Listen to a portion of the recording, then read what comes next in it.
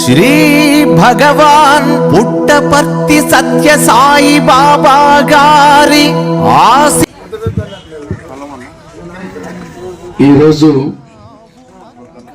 Nallamada head quarters లో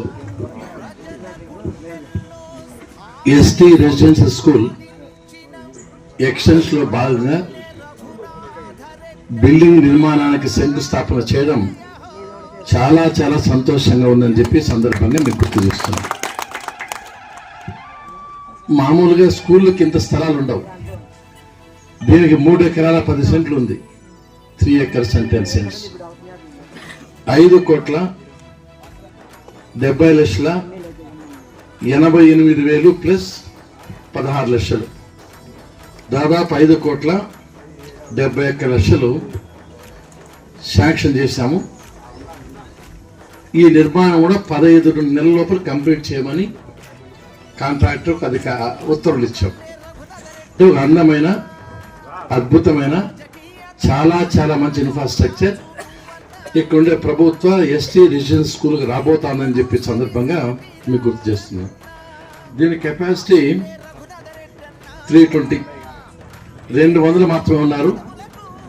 300 మంది దృష్టిలో పెట్టుకొని చాలా పెద్ద dining hall, 3,700 square feet dining hall, అట్టయితే 320 మంది తినొచ్చు.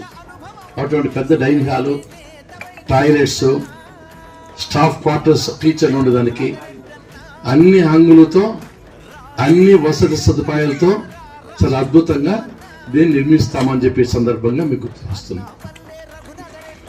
ఒకటి, మామూలు స్కూల్ కంటే రెసిడెన్షియల్ స్కూళ్ళకు ఎక్కువ డిమాండ్ పెరిగింది. మొదట్లో నేను నల్లమాడ శాసనసభ్యునిగా ఉన్నప్పుడు ఈ హాస్టల్స్కు, ఇప్పుడు ఏవైతే హాస్టల్స్ జనాలు లేరంటున్నారో ఆ హాస్టల్ సీట్లు ఇవ్వలేక మళ్ళా తత్కాలికం తీసుకొచ్చి అదనంగా కొన్ని సీట్లు తీసుకొచ్చి ఇచ్చేవాళ్ళం. అంత హెవీ డిమాండ్ ఉండేది. ఇప్పుడు ఏమైపోయిందంటే అక్కడే చదువు ఉండాలి, అక్కడే క్లాస్ రూమ్స్ ఉండాలి, అక్కడే అకామిడేషన్ ఉండాలి అనే దానికి ఇక్కడ విలువ ఎక్కువ పెరిగింది. కాబట్టి కేజీబీలు కానీ, మోడల్ స్కూల్స్ కానీ, ఎస్సీ రెసిడెన్షియల్ స్కూల్స్ కానీ, ఎస్టీ రెసిడెన్షియల్ స్కూల్స్ కానీ వీటికి ఎక్కువ డిమాండ్ పెరిగింది. ఇక్కడ హాస్టల్ పెట్టుకుని ఎక్కడో స్కూల్ ఉంటే దానికి విలువ డిమాండ్ తగ్గింది ఈ మధ్య కాలంలో. ఎందుకంటే అన్నీ ఒకే చోట ఉండాలని తల్లిదండ్రులు కోరుకుంటారు. ఈ స్థలంలో నాకు గుర్తుంది బాగా, ఇక్కడే పల్లెనిద్ర చేశా. ఈ బిల్డింగ్లో నేను మంత్రిగా ఉన్నప్పుడు ఇక్కడ పల్లెనిద్ర కూడా చేశాను. ఇది నల్లమాడ మీరు ఒకసారి గుర్తుపెట్టుకోవాలి. ఈ నల్లమాడలో మొట్టమొదటి శాసనసభ్యుడు అయిన తర్వాత ప్రభుత్వ జూనియర్ కళాశాల ఇక్కడ శాంక్షన్ చేశాం. నేను ఎన్నికైన ఒక 2 నెలల లోపలే ప్రభుత్వ జూనియర్ కళాశాల ఇక్కడ శాంక్షన్ చేశాను. కానీ కొంతమంది వచ్చారు, నల్లమాడలో మా కళాశాల ఉంది ప్రైవేటు, ఇది ఓడిసికి మార్చవలు వచ్చారు. నల్లమాడ హెడ్ క్వార్టర్ ఇది, నన్ను నల్లమాడ శాసనసభ్యుడు పిలుస్తారు, ఓడిసి శాసనసభ్యుడు పిలిచారు, కాబట్టి ఇక్కడే పెడతానని చెప్పి ఇక్కడే ప్రభుత్వ జూనియర్ కళాశాల పెట్టించిన అని చెప్పే సందర్భంగా మీరు గుర్తు చేస్తున్నారు. తర్వాత ఎస్సీ రెసిడెన్షియల్ స్కూల్ ఒకటి ఉంది రెడ్డిపల్లి దగ్గర. ఆ ఎస్సీ రెసిడెన్షియల్ స్కూల్ రావడం కూడా చాలా విచిత్రం. అప్పట్లో పూనం మాలకొండ అని సెక్రటరీ ఆమె ఈ సొసైటీస్ కన్నిటికి. ఏదో అసెంబ్లీలో ఒక క్వశ్చన్లో మేడం పోస్ట్పోన్ చేయబడి అడిగింది.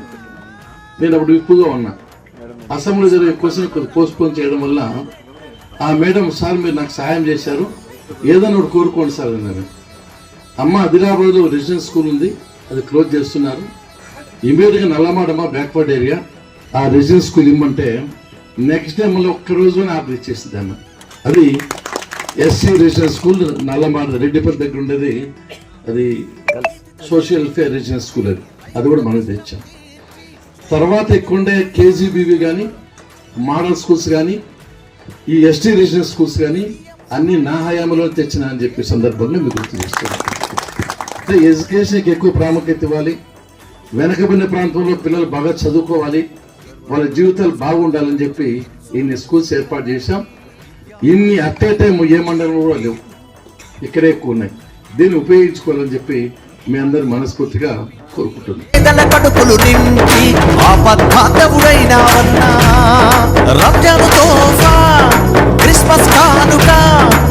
సంక్రాంతి కానుకలిచ్చావన్నా ప్రతి ఇంట